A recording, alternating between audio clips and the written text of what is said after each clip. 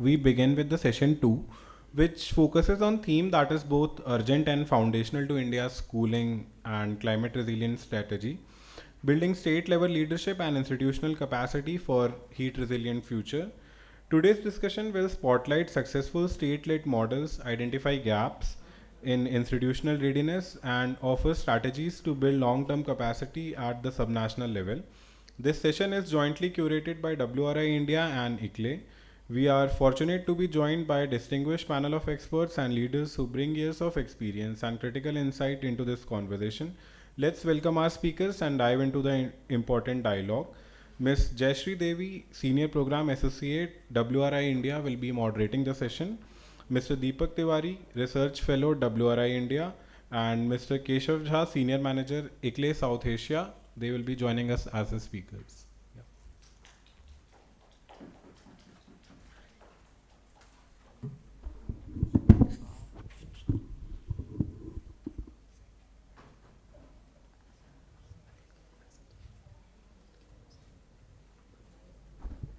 Good afternoon, everyone.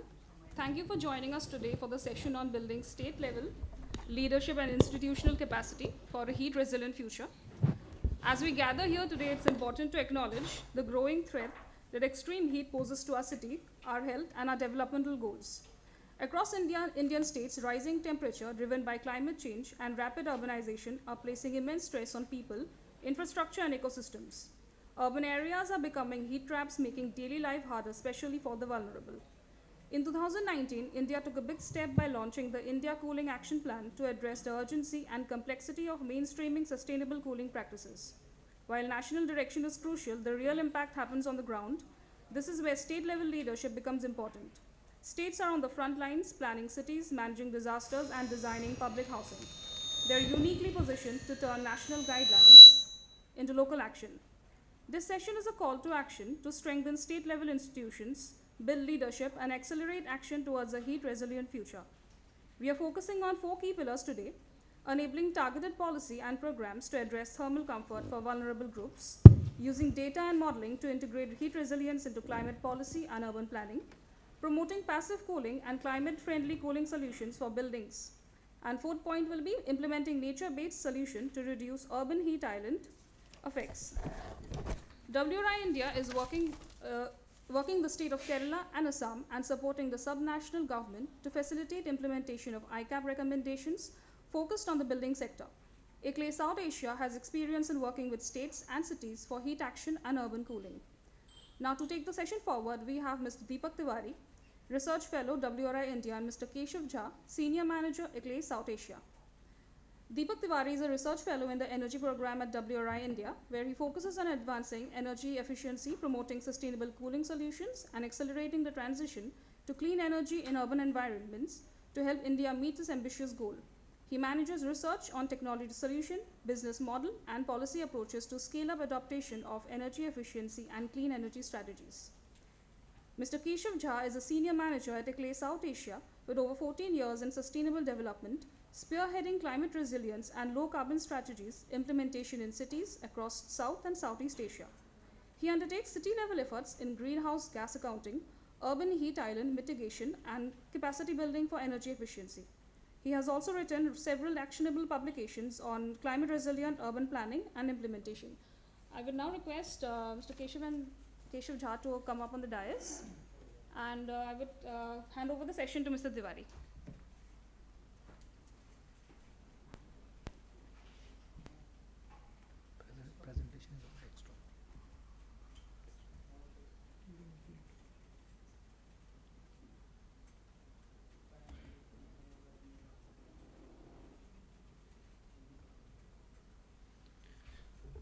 So good afternoon, everyone. I'll be taking you through the project that we are currently working in the state of Assam on the state level leadership and institutional capacity for the heat resilient future. As Jayashree has already sort of set the context, but I'll give you a very brief background that we are facing, and we have been hearing this from the morning today. We are facing rising temperatures and heat wave related situations in India, and the government data shows that heat waves have caused 24,000 deaths between 1992 to 2015. So but this numbers may be actually be very higher because heat waves deaths are not sort of under documented. And these climate models also predict that the wet bulb temperature, which is basically a combination of your air temperature and relative humidity, could exceed the human survivability limit by end of this century. So definitely means we are facing a massive heat related challenges, and this particular challenge will require massive cooling infrastructure along with measures for adaptation and resilience will be required to mitigate these negative impacts.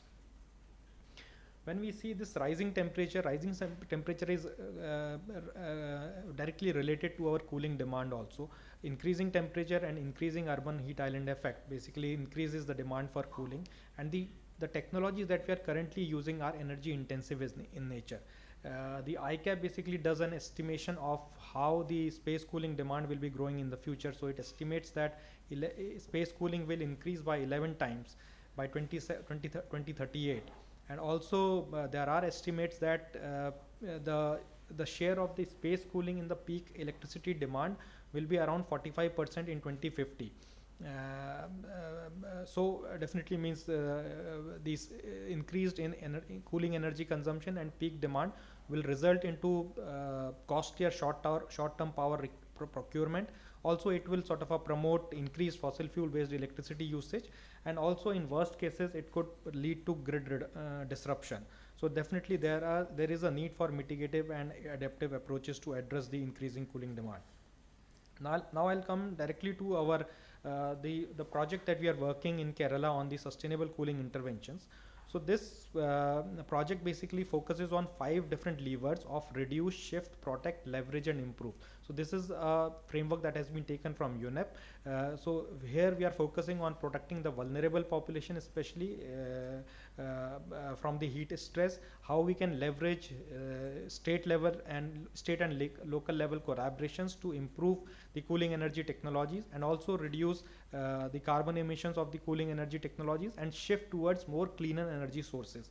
So different components of this particular work has been on, there have been 6 different components that has been covered under this project. One is on the revision of the heat action plan, that state heat action plan. Second one was on the engagement with Department of Women and Child Development for improving the thermal comforts in Anganwadis and informal settlements. The third component of this project was on development of a cool roof policy for the state of Kerala. Also promoting innovative cooling technologies in the state, bringing different stakeholders together and talking about the innovation that is happening in the cooling technology. Also developing some energy efficiency and thermal comfort related guidelines for the self-built affordable housing, and working with local self-government institutions, because in Kerala there are local self-government institutions which are very sort of active. So working along with them and trying to develop some pilot demonstration projects which can mitigate the heat stress. So I'll come to the first component was on the supporting the Kerala State Disaster Management Authority in the development in basically the revision of the Kerala Heat Action Plan. So Kerala already had a heat action plan which was developed in 2019, but the State Disaster Management Authority was more interested now to revise and bring out with sort of a new heat action plan. So WRI basically supported in that particular initiative, and we conducted a stakeholder consultation discussions to assess what is the expectations of different stakeholders, what is the expectation of research and research bodies, think tanks in the development of this heat action plan. So there were 4 or 5 themes that clearly emerge out of this sort of a discussion. One was on the thermal comfort in the affordable housing segment. Also, heat action plan should not be only at the state level but at the local level as well, what we heard in the previous discussions also. The third component that came up was on sustainable cooling in public buildings, behavioral interventions, how do we mitigate urban heat island impact, and the most important was heat and health related interlinkages. While developing this revision of this Kerala heat action plan, so the sort of the main intent or the purpose was not to look at the sort of immediate solutions, immediate heat, how to manage the immediate heat wave conditions, but also look at the long-term heat resilience measures that could be integrated in that particular plan. And not only focus on outdoor heat related challenges, because lot of heat stress related challenges comes within the indoor environment also, like within the buildings, people working in the factories, so lot of indoor heat discomfort is also there. So based on the research and the stakeholder impacts, so there were 4 priority areas that came up. One was on facilitating local heat actions, second one was on the solutions for the built environment, third part was UHI mitigation, and how do we, and the fourth and the most important one was how do we sort of address the cooling needs or the solutions for vulnerable communities. So coming on to the first part on facilitating local heat action, so some of the main recommendations that came up from this was the heat action plan should also develop guidelines for panchayat and municipalities, basically to promote local heat action plans. And in Kerala there are a lot of panchayats and municipalities. So how we can sort of contextualize this state level heat action plan to the local level needs. Second one was on establishing heat resilience as a priority in the local self-government planning in their budgets and the schemes that they are coming up with. And third important component was on capacity building of local self-government departments in design and development of the heat action plan, because this is entirely a new area for them and they don't have sort of an awareness or capacity to do this. So capacity buildings becomes an important part of that. The second component was on the built environment. So the major recommendations that came up was on developing guidelines for new buildings. How do we heard about the passive design approaches, so how do we integrate passive design thing, material related considerations and other sustainability related aspects into the new buildings. What could be the solutions for existing buildings, retrofitting for energy efficiency as well as for the thermal comfort in existing building, and also focusing on the strategies which could influence site and surroundings to reduce the UHI mitigation, especially promoting the green spaces, shading structures, cool pavements, canopies and several other measures. The third component was on the UHI mitigation. So urban heat island mitigation. So the important aspect was that how urban planning basically could address some of these urban heat island related challenges. How we can integrate guidelines related to street design, landscape planning, reviving existing blue-green infrastructure into the master planning itself. Second component was on the cool roof policy. Cool roof policy could be an effective solution for thermal comfort, and in several other heat action plan for the other states and cities, cool roof has basically found a place in those particular heat action plans. So how cool roof can also be integrated in Kerala. And third part was on promoting urban greening and nature-based solutions in the heat action plan for UHI mitigation. So these were some of the recommendations that came up. And the last one was on the vulnerable groups, especially to come up with some guidelines on vulnerability assessment by recommending tools and frameworks that can be used by the local self-government departments. Also prioritize inclusive actions, especially the low income communities and marginalized communities like the affordable housing segment, Anganwadis and also schools. And how do we take a human-centric approach to offer financial protection? So in some states and cities, there has been a mechanism of this insurance pilot, heat insurance mechanisms, how we could integrate some of these measures into the state heat action plan as well. So that was about the heat action plan revision. The second component that we basically worked on with Kerala government was on the development of the cool roof policy, this thing. So it is still under the drafting stages. So we basically worked with Energy Management Center Kerala, which is the state designated agency for energy efficiency.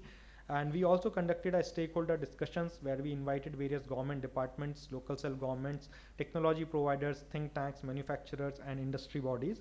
And we collected these inputs and feedback from these stakeholders. So some of the major sort of inputs that came up through these discussions, just I'll summarize some of those discussions. So on the we have basically categorized them into different buckets. So one was on the technology part. So technology, under technology, it came up that cool roof policy should not only focus on reflective materials, but it should broaden its focus and should also look at various other solutions which could reduce the heat ingress inside the buildings, such as shading over the roof, insulation, ventilated roof, green roofs. So these are also some of these mechanisms which could become a part of the policy. Second important finding that came up was how do we broaden the scope of the policy, which could cover not only buildings but other built environment also, like pavements, roads, surfaces, and other aspects. The third input that was there was how should we define the performance metric for the cool roof? Is it only a reflectance, or emissivity should also be integrated? What could be the best performance metric for the cool roofing? Some of the inputs that came up on the implementation and monitoring and evaluation side, was that short, medium, and long-term targets for cool roof implementation should become a part of the policy, and this should be done in consultation with local self-governments. The input that came up was to initially make it mandatory for the government buildings, and especially new buildings can basically integrate it in the construction stage itself when the building is being constructed, while for existing building, implementation can be carried out in different phases, and there could be sort of annual targets that could be set up. Also, PWD could include cool roofing solutions as part of their schedule of rates, and monitoring and implementation should be done at the local self-government level. On the capacity building and awareness, some of the inputs that came up was to implement the capacity building activities in basically follow a 3-tier capacity building approach. In the first tier, basically focus on elected representatives of like mayors and others. The second tier was on the bureaucrats, and the third tier bureaucrats and government officials, and the third tier of capacity building was for general public, where we include contractors, mason, technicians on these cool roof solutions. Also, on the capacity building, one of the solutions came up was to develop a database of cool roofing technologies, specifically which are suited for Kerala context, and also come up with a sort of a investment and benefit analysis of those particular measures, so that it gives a sort of a good idea to the policy makers what intervention should be implemented at the immediate basis, what could be taken up at the medium level, or what could be taken at the long-term level. And also for awareness campaigns,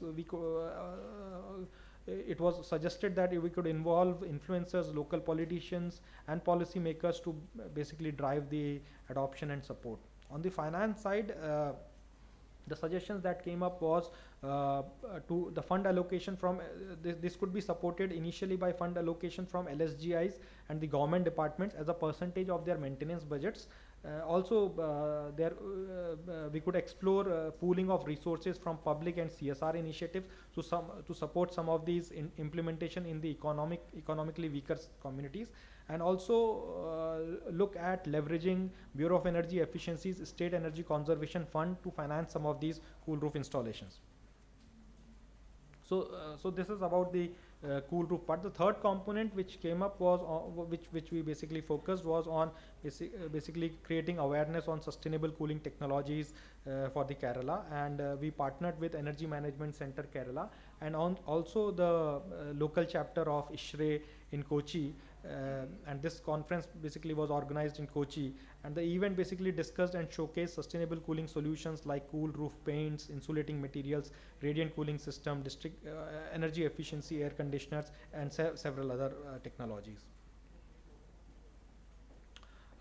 This is the fourth component, and is sort of currently in the sort of it is ongoing as of now. So this basically focuses on developing guidelines, energy efficiency and thermal comfort related guidelines for the affordable housing segment in Kerala, and we are partnering with the Life Mission there. So Life Mission is basically a government mission in Kerala itself, which is supporting the development of self-built affordable housing. So it is full form is livelihood, inclusion, financial empowerment, and they are working on the self-built affordable housing in Kerala.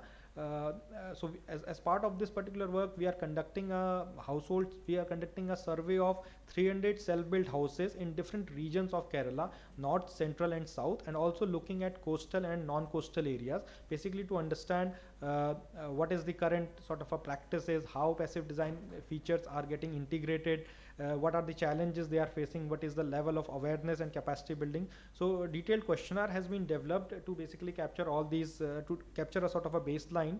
And then we are planning to conduct a stakeholder consultation within Kerala with the local stakeholders, local architects, sustainability consultants to gather some inputs and develop these guidelines. And these guidelines will basically become a part of the life missions, means whenever they are providing financial support to these self-built housing, this will become a part of of their offering to those particular beneficiaries, so that they can integrate these guidelines. And one of the important aspect of this guideline is also not to not to increase the cost of the sort of particular those houses, because these particular houses operate on a very fixed and tight budgets. So that is an important component of that. So yeah, so from all these sort of initiatives that we have been taking up, have taken up in the state. So what has been the lessons learned and experiences? So some of the lessons that we have learned is that especially in Kerala, we have seen that these local self-government play a crucial role in designing and implementing heat mitigation projects, because people have more access to local self-government as compared to the state agencies. But there is a lack of technical expertise among the local self-government departments to develop these particular projects. So definitely there is a need for capacity building. The second learning was that Anganwadis and affordable housing segment are the two significant opportunities where sustainable design and construction interventions can be implemented to basically enhance the thermal comfort. The third finding was that institutional partnerships are very critical, means when you are working at the local level and the state level. So our partnership with EMC Kerala and the State Disaster Management Authority, and also means collaboration and coordination between these particular department is very important. So we have seen in case of this Kulirima project, where cool roof implementation is being undertaken by EMC Kerala. So both these agencies has come together and they are implementing some of these pilot demonstration projects on the cool roof. The other important aspect is that on the heat action plan, basically at the state level, heat action plan is the only sort of a policy or sort of a guideline which is basically addressing the heat related aspects or cooling related challenges. So I think heat action plan is playing a critical role in building long term heat resilience. It can drive immediate measures and long term strategies like improving urban infrastructure, increasing green spaces, and ensuring that vulnerable communities have access to cooling. And lastly, I think state and local governments are increasingly promoting passive design strategies. The larger focus of these state government and local government is on the passive strategies, because on the technology side, more or less their thinking is that when the technology gets mature and the affordable, definitely it will become mainstream. So till that time, why don't give a larger focus to passive design strategies, because these are cost effective in nature and will have a larger adoption also among the communities. And some of the key major barriers also, means just I'll quickly mention this. Some of the major barriers is that we have seen that there is means many individuals do not prioritize thermal comfort and tend to adapt to the increasing heat stress, and I think this is majorly an issue of awareness related challenges also, because the impact of heat on the health and the impact of heat on productivity is not properly well documented, and people are unaware of this particular thing. So that becomes a major challenge. Also, there is lack of trust in new and innovative sustainable design and construction features among the public. So that is another challenge. Also, the market for sustainable cooling products, which could basically enhance the thermal comfort in buildings, it is still underdeveloped. And lastly, I think we have seen that we are working with two panchayats there, Kanichar and Vichuchera, and we have seen that this local government have some sort of a funding or financial resources, like they have their own budgets or they have the funds from State Disaster Management Authority to support some of these pilot demonstration project on heat mitigation. However, to do a larger scale implementation project, financing becomes a challenge. So again, so financing is a sort of a challenge for scaling up some of these intervention, and also there is lack of technical expertise that hinders their ability to design and develop these initiatives. So yeah, with this I'll end my presentation. Thank you. Do we have any questions for Deepak? I think excellent presentation. Just one point, the state government is coordinating with the Karnataka of having very similar kind of a climatic zone. So is there any coordination between these states also with the Kerala?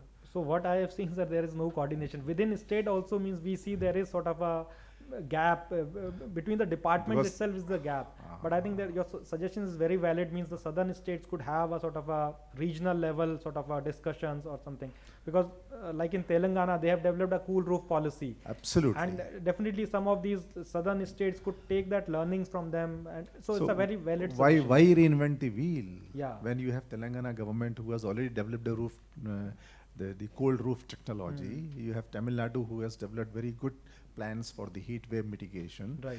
Karnataka has a very good plans. Gujarat has a very good plans. So why not Yeah. look into this part of it? That was my suggestion and the No, a very query. valid suggestion. So means definitely this is a missing aspect that states are not working together on this. Thank you very much. But kudos to very, very detailed presentation on this front. Thank you, sir. Yeah.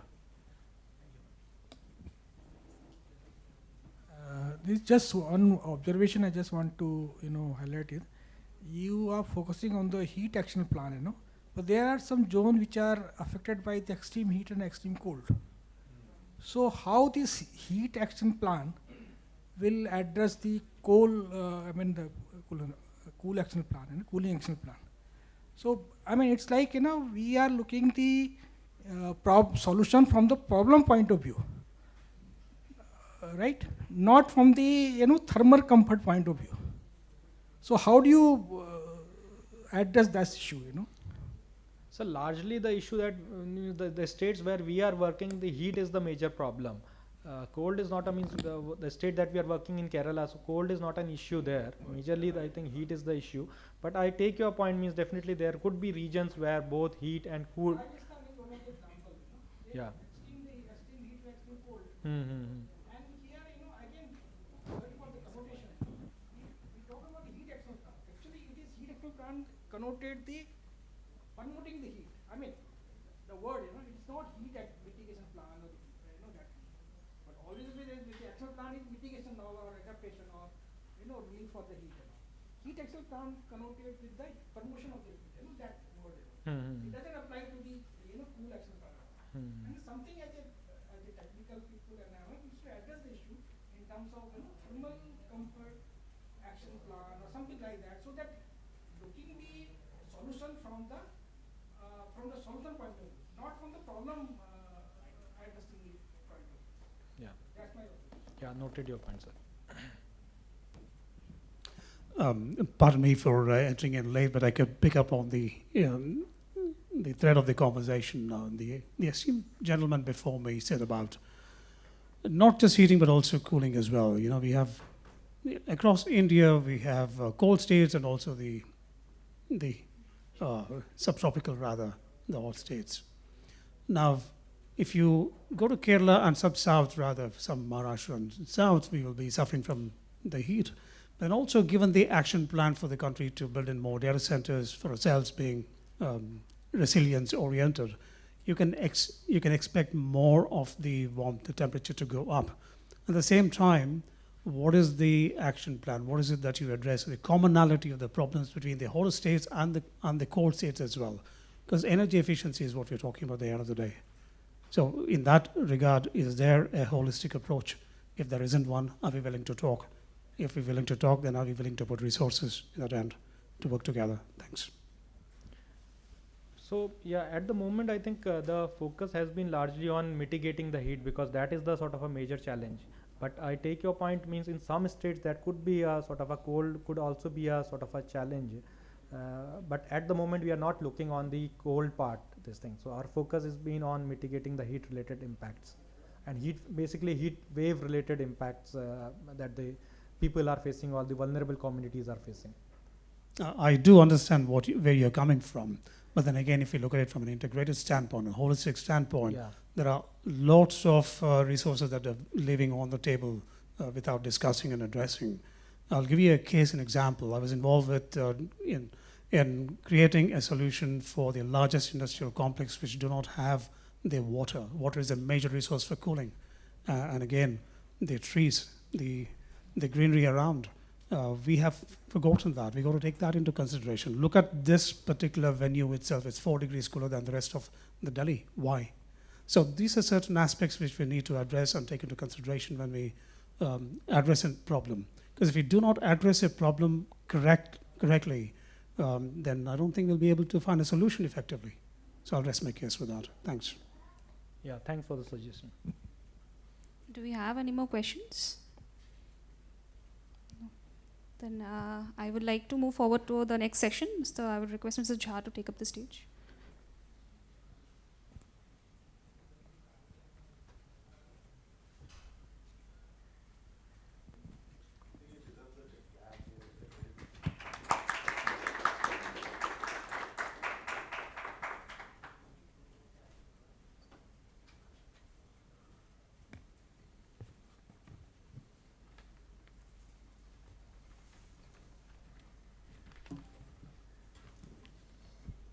Thank you very much. Good afternoon, everybody. I'm Keshav from ICLEI South Asia. So a lot has been discussed since morning on several the gravity of the challenge we are talking about, and also different solutions that has been come up.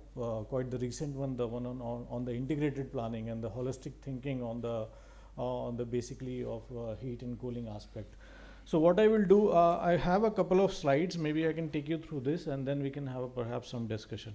So this is a quick intro slide on the ICLEI. ICLEI is a local government for sustainability. It's a cities association all over the world. We have 2,500 members as a local government worldwide. In South Asia region, we work with around 100 plus cities and network members with them on various topics related to energy, on the urban planning, on integrated resilience planning, and then also on the water sensitivity, and also for the heating and cooling.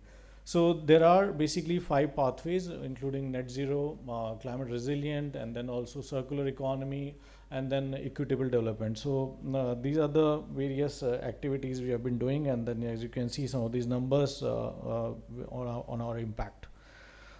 So this slide talks about the importance of the problem that itself we are talking about. India's average temperature is increasing. We have seen a lot of heat-related mortalities over the last few years.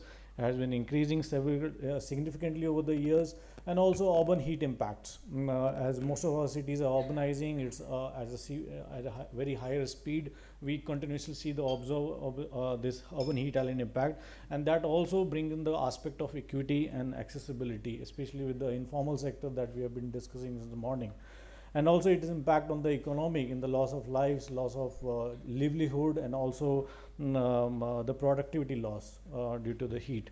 And we have seen the growing action. Over 30 cities in India have already developed the heat action plan, but they need all these talks that we have discussed on the integrated holistic planning, and main focus on how to go about improved coordination and implementation strategy, how to mobilize the private sector and the market players to provide resources for implementation of those recommended strategies which are there in the heat action plan.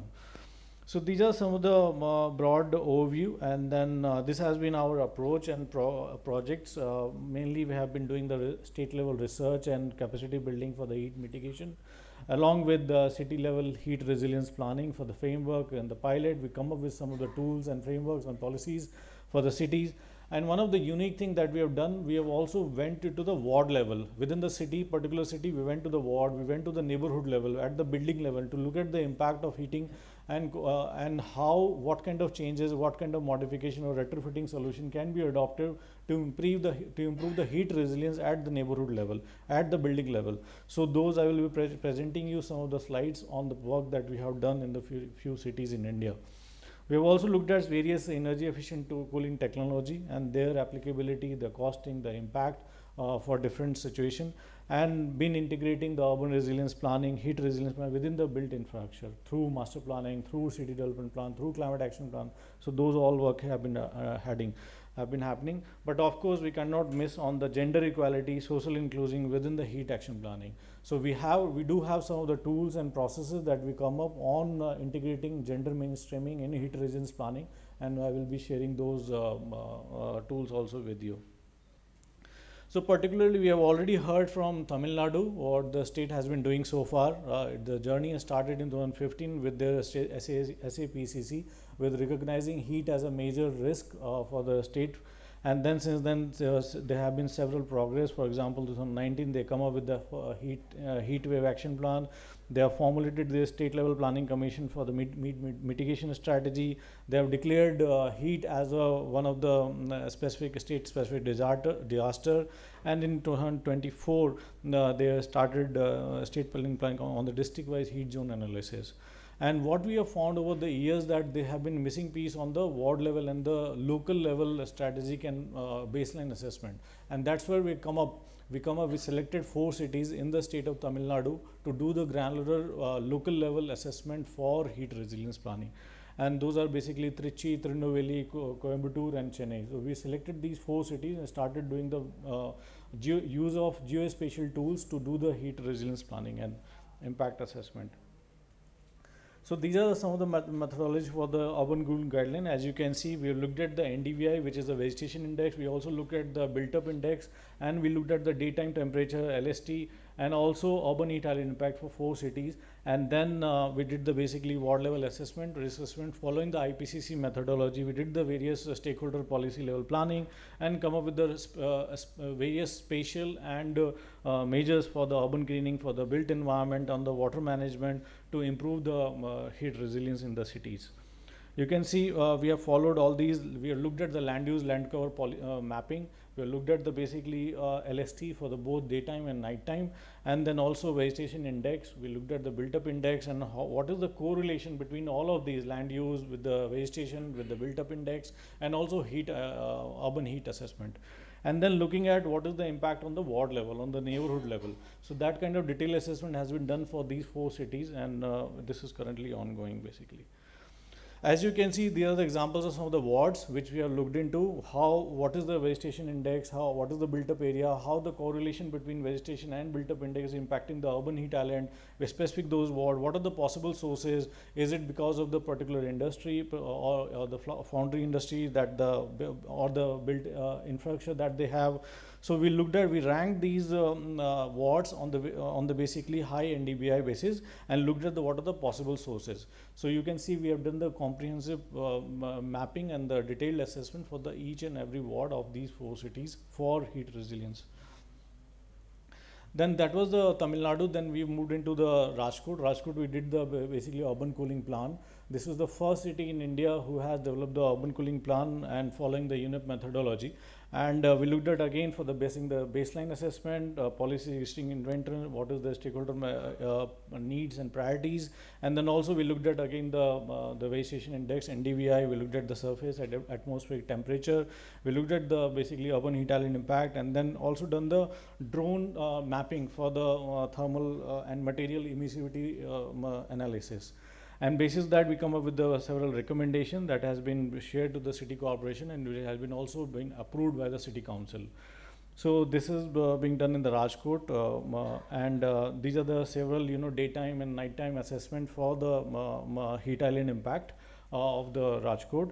And it has been, as you can see, areas like barren land with the high industrial growth and the marketing, which has basically faced higher daytime surface temperature, while the built-up areas had higher nighttime surface temperature. So there have been several ward level and neighborhood level assessment for these cities, which impacted the selection of the recommendation and measures for the thermal comfort improvement. We have also done, these are some numbers on variation of cooling demand with urban density. As you can see, we looked at the population, the number of properties, property density, and also what is the electricity consumption in those wards, and what are the development characteristics, what is the surface and field-like temperature in those wards, and how we found that wards with a higher built-up area and the large number of commercial properties had a higher surface and field-like temperature, and the field-like temperature with greater electricity demand for cooling. So these have been resulted through our ward level focus group discussion and also with the geospatial planning and analysis at this ward and neighborhood level. We have also looked at the material assessment, material sensitivity assessment. For example, for the concrete roof, we looked at these various roofing intervention. If you look at the green roof with having a garden vegetation, which has a highest potential for temperature reduction, almost in the range of 2 to 4 degrees Celsius. So this kind of material assessment has also been done for these wards to come up with a specific intervention for the different typology of the buildings. So this has also been critical part of the city level and the ward level analysis. The other spatial mapping has been done for the neighborhood level recommendation for Rajkot city, for the rooftop garden, for the green median, for the cool pavement, and several of these intervention has been included in the urban cooling plan, and they are currently being addressed on how to implement, mobilize resources not from the public funding but also from the private sector to implement these measures with the involvement of different stakeholders. So this is basically city level heat resilience recommendation for Rajkot city. As you can see, there are different mix of intervention, establishing a cooling cell inside the city corporation, going into the policy implementation, planning intervention, cooling intervention for the passive design, and also implementing pilot scale initiative, and then advocating, promoting some community involvement, sensitizing stakeholders and things like that. So city has been using this as to identify the specific areas intervention. For example, the IEC and with tree plantation standing, shading at the traffic junctions. So there have been mix of intervention that has been implemented in Rajkot under the cooling action plan initiative. The same technical guidance has also been prepared for Vijayawada. We looked at various typology of the building, for example, educational type, institutional, commercial, and the healthcare and residential building. And we try to align these measures based on the ECBC standards of the state. Those are passive active cooling design recommendation, cost estimate for technology has been done. We also looked at various HVAC technology and what is the cost impact assessment. We also given some deep dive recommendation for the government school, for the public school, what kind of setting, what kind of measures, passive design measures they can incorporate to build their resilience to the heat impact. So this activity has also been done for the Vijayawada. And we have come up with some passive cooling strategy and recommendation for Vijayawada under this assessment on the building orientation, on the daylight improvement, and also on the building envelope measures and the ventilation. This is the one school that we took up in Vijayawada, and we have suggested some measures. For example, we have seen the dropouts, especially in the peak summers because of the high heat waves. And so we have done the good assessment for the school upgrade, what kind of measurement and the passive design that they can implement. And this is the pilot initiative we have taken it for the municipal school. This is the comparison of the HVAC technology we have done for the various, what is the benefit and the cost and the impact. And then if you can look at the district cooling system, we have seen the presentation, we have looked at the video also. So we have done the 5 city rapid assessment in terms of applicability and the uses of district cooling system, and then also we did the deep dive assessment. So there were 2 key findings. If for the district energy system to work, you need a minimum of 10 to 12,000 tons of refrigeration size limit, and also you need a basically mixed land use where you have a high-end luxury housing segments and also with the commercial space for a district energy system to work. So these are the 2 key findings we found in our deeper dive assessment for the district energy cooling system that we have done for few cities, including Pune, Thane, Coimbatore, and Rajkot. So there are few cities we have done the rapid and then also with the deep dive assessment for district cooling initiative. Then also we looked at the, like I said, the gender equality and social inclusion aspect. What is the exposure of as you know, the extreme heat impact is not equivalent. It's impact more to the vulnerable sections, especially at the workplace. We also looked at the social and gender roles in influencing vulnerability. We looked at the access of cooling solutions such as shades, water, healthcare, and information. Access to information also is a key parameter for improving your adaptive capacity. And then also inclusive planning is essential. So whatever exercise we have been doing so far in the city, we make sure the gender lens is strengthened while we do the multi-stakeholder driven policy planning in the cities. This is the framework for social inclusion. We look at understand the people heat related risk. We look at the solution, the accessibility and plans based on the local indigenous knowledge, and also commit equity responsive budgets. implement it, and also monitor continuously for the performance evaluation and improvement. So this is the systematic process that we have prepared and already executed and piloted in some of the cities on social inclusion and gender inclusion in heat resilience planning. Some of the case studies, some of the best practices and policy briefs we have already prepared. We looked at also the heat threshold and heat hotspot analysis for some of the cities in Bangladesh, which in partnership with RCC and also with the Mahila Housing Trust on climate resilient gender equivalent inclusive planning for the street vending zones, and these have been published and are there for the scaling up and replication across other cities.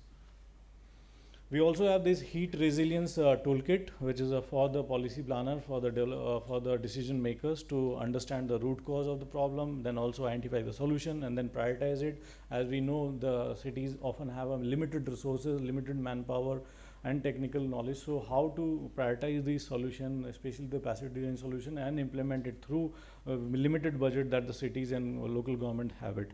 So we have developed this toolkit along with Taru, and it has already been used by some of the cities in Tamil Nadu, also in Rajkot, in Gujarat, and also Maharashtra. So some of the key takeaways that we have is embedding cooling solution in city planning. It need not to be only a standalone initiative. It has to be integrated in the conventional city development process. These measures that we are recommending, we need to move to the granular level, at the neighborhood level, at the building level, to understand the heat risk and heat impact, and also prioritize the nature-based solution. We have seen already in case of Kochi, in case of Kerala, there are several nature-based solution initiative have been successfully implemented, and they have been successful in building heat resilience to the cities and state. So how we can prioritize those nature-based solution, how we can do the retrofitting and also build a climate smart infrastructure. That is also very important, and of course protect the vulnerable sections of the society, like you have a pregnant woman, you have a low income population, and also people living in the slum dwelling situation. And then of course we have been already discussing, there is a huge scope for improving the coordination, intradepartmental coordination across states also. We have been seeing some of the states have been also visiting other states as a mission to learn from their measures. For example, a lot of other states have been also traveled to Kerala and Tamil Nadu to learn from their experience, how they have started implementing these measures and how they can replicate or emulate, model it in their own settings. So there is a huge scope for coordination for governance response mechanism, and also of course the funding.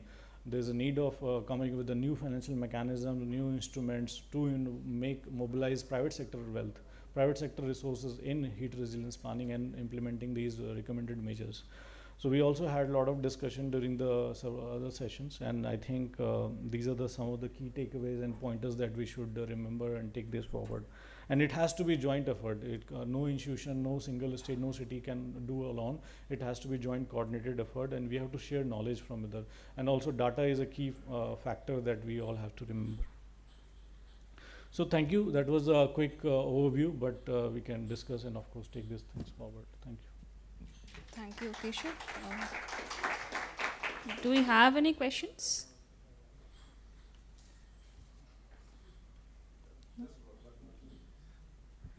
Thank you very much. So finally, district cooling is accepted in Vijayawada, or you did not find any place where it could be implemented? So we have found the specific use cases, like we have looked at some of the sites which there is a possibility, but again there is a challenge of funding and the resources. We have done the deep rapid assessment and also deep dive assessment. But again, like I said, we found how it can be implemented. Like I said, minimum you need a 12,000 tons of refrigeration sizing, and it has to be mixed land use space. So, but again, there has to be a strong willingness from the community and also from the stakeholders to put money into that. So where from that 12,000 tons come from? So it has to be, sir, from the mix. For economical viability? For the economic viability and also from the technology point of view, both. Okay, Yeah. Thank you. Thank you. You spoke about Vijayawada. Myself, Vikas Mehta, I represent the Breathe. We are into district cooling. To answer your question, Vijayawada, which is the Amravati capital city of Andhra, they are going for a DCS, district cooling system, for all the government buildings, including your, what you call as Vidhan Sabha, your high court buildings, your other head of departments of the government. So you're going in for the maybe couple of months, you will see ground realities happening there.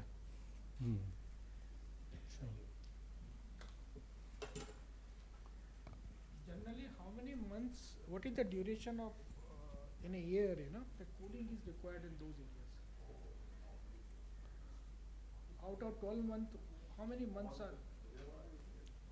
Vijayawada is mainly it's almost 10 months, 9 to 10 months you can say. Yeah. Any more questions? Thank you.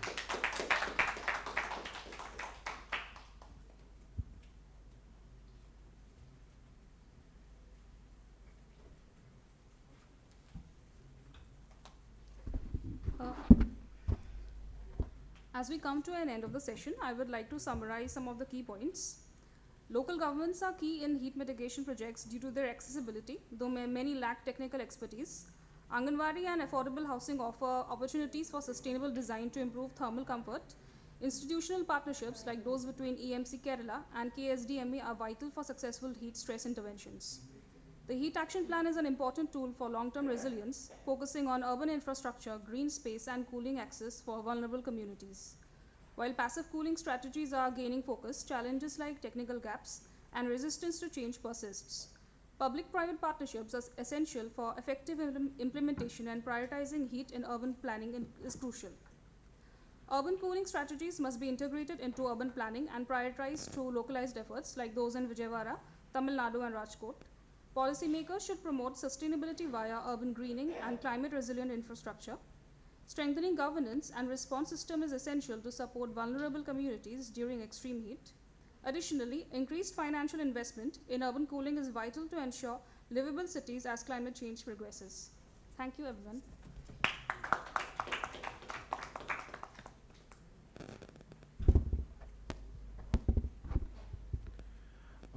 Thank you to all our esteemed speakers for such a rich and forward-looking discussion. We'll now take a short tea break.